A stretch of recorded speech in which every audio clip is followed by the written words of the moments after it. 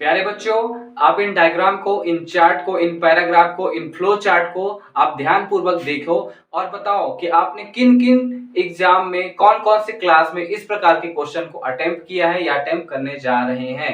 तो प्यारे बच्चों, आप जैसा कि देख पा रहे हैं, इस प्रकार के जो क्वेश्चंस है, ये क्वेश्चंस और ये क्वेश्चन, ये क्वेश्चंस, ये जो क्वेश्चंस है बच्चे, प्यारे बच्चों, इसको क्या बोलते हैं? Visual input. इसमें एक आपको विजुअल, जो आंखों से दिख रहा है, एक इनपुट दे दिया है आपको इसके बारे में जो डायग्राम आपको दिख रहा है, जो फ्लो चार्ट आपको दिख रहा है, जो चार्ट आपको दिख रहा है, जो पिक्चर आपको दिख रहा है, इस पिक्चर के आधार पर आपको उसके बारे में, इस डायग्राम में जो है उसके बारे में, अगर आपको नदी दिख रहा है, पेड़ दिख रहा है तो पेड़ के बारे में, यदि आपको ताजमहल दिख रहा है तो ताजमहल के बारे में, यदि आपको इस प्रकार के जो चार्ट्स बने इसके बारे में अगर दिख रहा है तो उसके बारे में 75 शब्द लिखना है, 75 वर्ड्स लिखना है इंग्लिश में। इस प्रकार के क्वेश्चंस 10th में, 9th में, 11th में और कभी कभी 12th में भी देखने को मिल जाता है, 3 नंबर पे, 4 नंबर पे।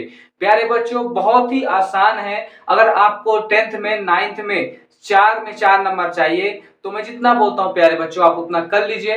3 में 3 नंबर या तो 4 नंबर में 4 नंबर आपको आना ही आना है, मिलना ही मिलना है। तो प्यारे बच्चों, कैसे करते हैं इस क्वेश्चन को, चलिए जानते हैं। ठीक है, तो देखिए प्यारे बच्चों, क्वेश्चन में क्या बोल रहा है? On the basis of given figure, ये तो विजुअल इनपुट, दिए गए विजुअल इनपुट के आधार पर आपको सबसे पहले इस चित्र को समझना है। ठीक है, फिर दिए गए डेटा के हिसाब से, ये तो इनपुट के हिसाब से आपको अपने शब्दों में 75 शब्द क्या लिखना है, इसके बारे में लिखना है। तो प्यारे बच्चों, आप हम लोग इस चार्ट के बारे में डायरेक्ट बात करेंगे। देखिए ये चार्ट सही कई बार क्वेश्चन में, एग्जाम में आ चुका है 10th के। तो प्यारे बच्चों देख लो, आपको ये चार्ट दिख रहा है, ये किसके बारे में? तो जो उसके सेंटर में होगा, जो उसके बीच में लिखा होगा, तो बीच में क्या लिखा है? Good habits. Good habits, good मतलब होता है अच्छे और हैबिट्स मतलब होते हैं आदतें। तो प्यारे बच्चों, टॉपिक हमारा क्या है? अच्छी आदतों के बारे में। अच्छी आदतों के बारे में हमारा टॉपिक क्या है? अच्छी आदतों के। अगर आपको इसी पे लिखना है, इसी के बारे में 75 शब्द लिखना है, तो आपको क्या करना पड़ेगा? आपको कुछ नहीं करना है प्यारे बच्चों। जो जो पॉइंट इसने दिया है, देखो इस प्रकार सर्कल में जो जो पॉइंट दिया है, आपको इसको पैराग्राफ वाइज, कैसे? पैराग्राफ वाइज लिखना है। कैसे लिखना है? पैराग्राफ वाइज लिखना है। तो प्यारे बच्चों, आप हेडिंग का भी प्रयोग कर सकते हैं, पॉइंट का भी प्रयोग कर सकते हैं, बट मैं हमेशा सजेस्ट करूंगा कि इस प्रकार 3 नंबर के क्वेश्चन है तो हमेशा 75 शब्द लिखना है प्यारे बच्चों, तो हमेशा पैराग्राफ वाइज लिखिएगा, पॉइंट डाल डाल के। ठीक है, तो चलिए जानते हैं इसका आंसर कैसे करेंगे प्यारे बच्चों। ठीक है, तो इसी क्वेश्चन का आंसर देखो कैसे करेंगे। सबसे पहले जो हमारा टॉपिक होगा, सबसे पहले जो हमारा टॉपिक है वो सेंटर होगा। जो सेंटर में क्या लिखा है? Good habits. गुड हैबिट्स, तो आप लोग भी आंसर नंबर डालकर गुड हैबिट्स लिख दिए। ठीक है, इतना समझ आ गया है। अब इसको कैसे करना, देखिए, दिस चार्ट या diagram tell us about good and healthy habits, some of them are as. ठीक है, ये जो चार्ट्स है, ये जो डायग्राम्स है प्यारे बच्चों, आपको किसके बारे में बता रहा है? गुड मतलब अच्छे, और हेल्थी मतलब होता है स्वस्थ, और हैबिट्स मतलब होता है आदतें। ये जो डायग्राम है हमको अच्छे और स्वस्थ आदतों के बारे में बता रहा है। तो इसको आप इंग्लिश में लिख लीजिए, this chart diagram tell us about good and healthy habits, some of them are, इनमें से कुछ हैं, इनमें से कुछ हैं, इस प्रकार से।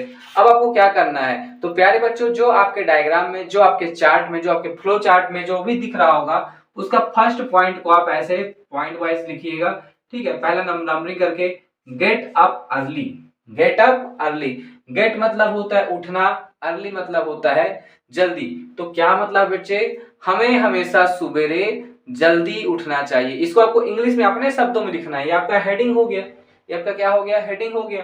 अब इसको लिखना है, तो वी मतलब होता है हमें, शुड मतलब चाहिए, गेट अप जो दिया है वही चीज लिखो, we should get up early in the morning. Early in the morning.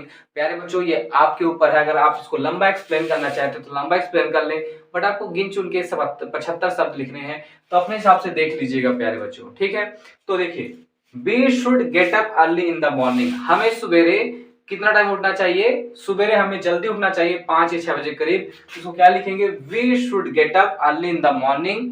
ठीक है, अब अगर आपको और आगे लिखना है तो और लिख सकते हैं। ठीक है, नहीं है तो फिर इसका दूसरा पॉइंट क्या लिखा है? देखो, डू सम एक्सरसाइज। देखो इसमें दिया ना चार्ट में, इसी को लिखना है, डू सम एक्सरसाइज।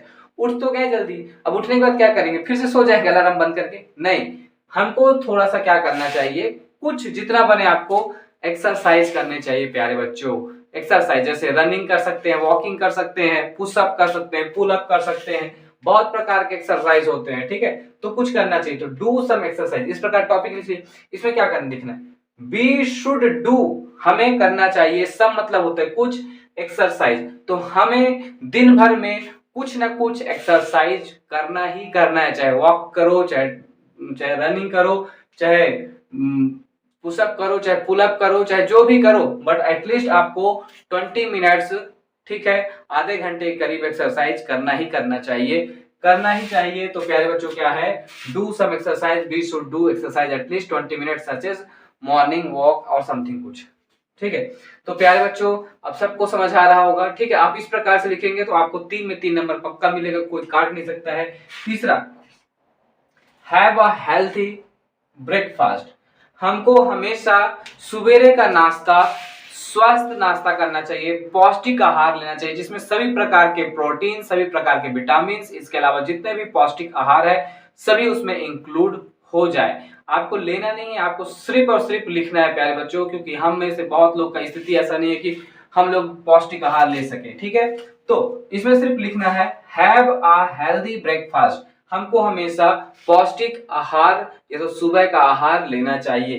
तो क्या लिखोगे, वी शुड, जो टॉपिक दिया है वही, we should have a healthy breakfast such as, जैसे कि क्या क्या ले सकते हैं प्यारे बच्चों, तो उसमें हम दूध इंक्लूड कर सकते हैं, उसमें हम अंडे इंक्लूड कर सकते हैं, उनमें हम कैल्शियम से रिलेटेड और कार्बोहाइड्रेट से रिलेटेड राइस, ठीक है, हम उसमें रोटी, जितने भी फ्रूट्स हैं, ठीक है, फ्रूट्स हो गया और भी जितने ग्रीन वेजिटेबल्स हो गए, हरी सब्जियां हो गए, सब इसमें आप लिख सकते हो प्यारे बच्चों। कितना सिंपल है, डेली लाइफ में काम है बेटे, सब बन जाएगा, टेंशन नहीं लीजिए, ठीक है।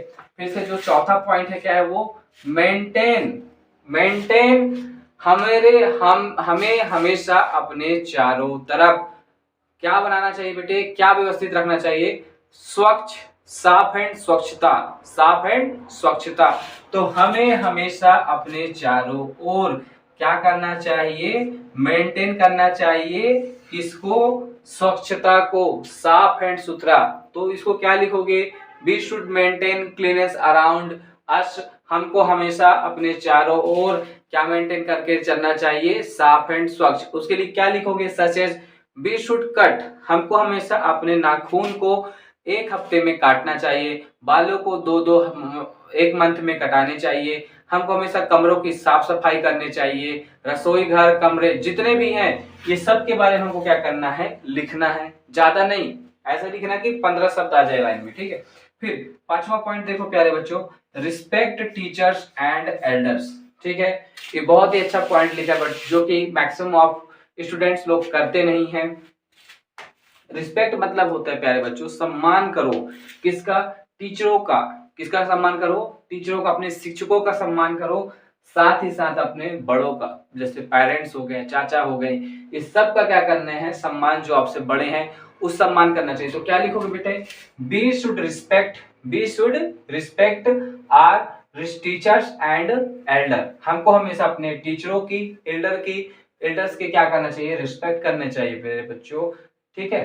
फिर सबसे लास्ट पॉइंट क्या होगा, go to bed early, go to bed early, go to bed early का मतलब क्या है प्यारे बच्चों, हमको रात में जल्दी सोना चाहिए, हमको रात में जल्दी सो जाना चाहिए। क्यों, क्योंकि जब हम रात में जल्दी सोएंगे तो सुबह जल्दी उठेंगे, जो बच्चा रात में लेट सोएगा वो सुबह लेट उठेगा, इसलिए हमको हमेशा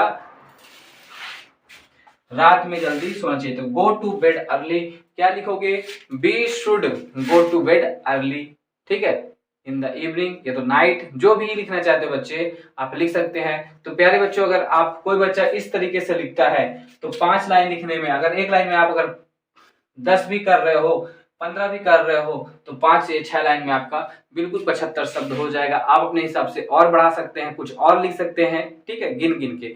तो प्यारे बच्चों, अगर समझाने का तरीका पसंद आया हो और जिस प्रकार से मैं पढ़ा रहा हूँ आपको उसका तरीका अच्छा लगा हो तो कमेंट में बताइए प्यारे बच्चों। कुछ कमी हो तब पर भी कमेंट में बताइए और कमेंट जरूर कीजिए प्यारे बच्चों।